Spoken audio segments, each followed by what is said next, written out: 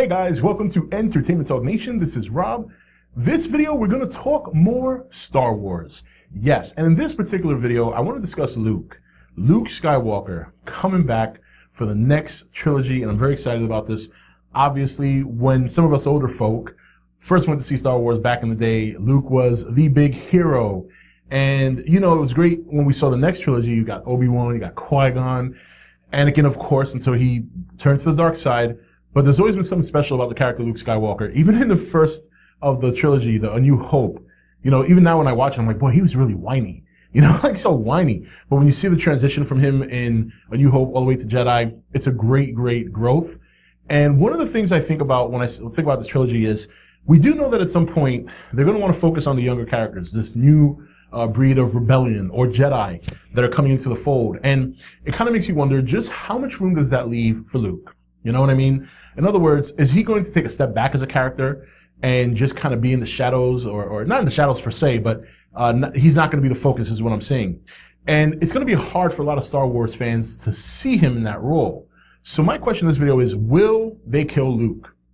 And if they do, to what, you know, like how, I mean, I do know that if he dies, it's going to be something dramatic. It's going to be something that we could, while sad, we could sit there and say, damn, he went out like a champ. He went out like a Jedi.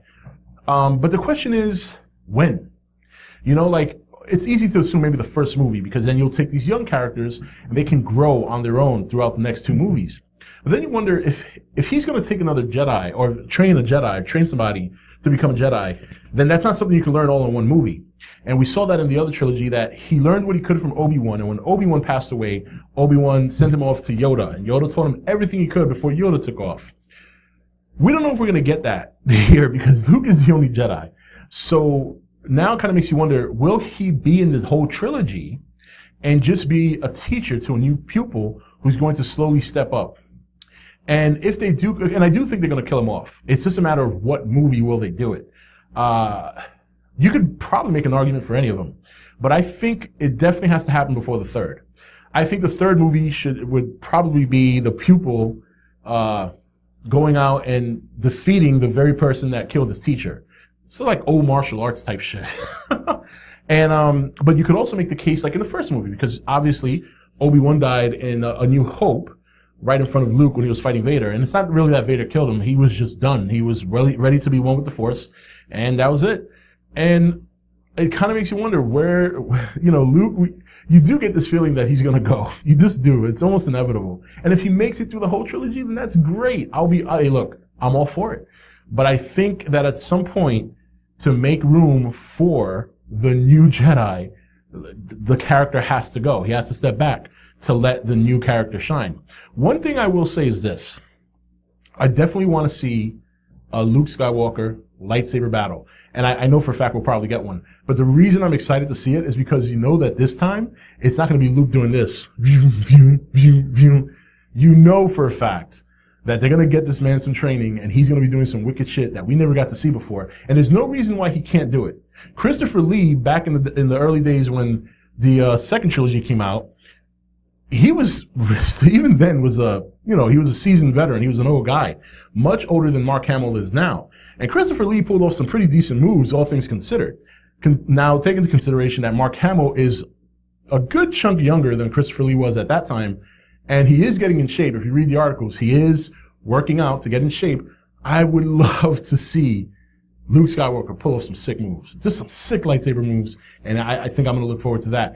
But in terms of him dying, if I had to make a prediction, I don't think he's going to make it to the third movie. I think the third movie is going to focus on this new Jedi that he has trained. If he trains one, we don't know. It could be very little Jedi in this trilogy. And I think either A, he's going to go in either the first or second movie. That's my opinion. I think it's one or the other he's going to go. So if I had to predict which movie he's going to die in, I think it's the second movie. I think he'll go in the second movie. I think the second movie is enough time between the first and that one to get training into this new potential Jedi, and then for that Jedi to be strong enough to carry over into the third movie by themselves and defeat the ultimate evil. That's my prediction. I think Luke Skywalker dies by combat to another Sith, a new Sith, younger, more ferocious than Darth Maul was, and he takes down Luke in a dramatic fight. A very, very, it's a new power that Luke hasn't experienced before. That's what kind of gets, and he's older now. Let's face it, he's older. He's probably at this point ready to be one with the Force as well. So, and I think he'll let himself go with the Force when he feels his pupil's ready.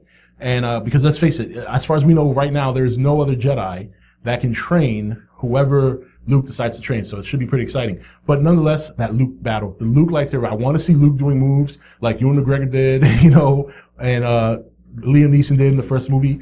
None of this shit anymore. No. Luke, I want to see Luke twirling shit around, stuff we never got to see before. That's going to be exciting. So what do you think? Do you think Luke is going to die in this trilogy? Do you think he'll make it through the whole thing? If you do think he's going to die, which movie do you think he's going to die in, and how? Let me know in the comments below. It should be pretty exciting to see what this discussion brings up, what people think, and then come back here later after the movie and see who was right or see if we were all wrong. Anyway, guys, that's it for this video. This is Rob signing off for ETN, where we don't do news, we just talk entertainment. Take it easy.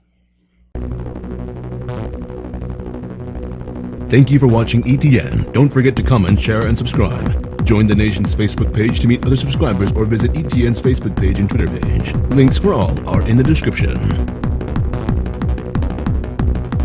You're watching ETN. Share and subscribe. Hey guys, welcome to Entertainment Talk Nation. This is Rob.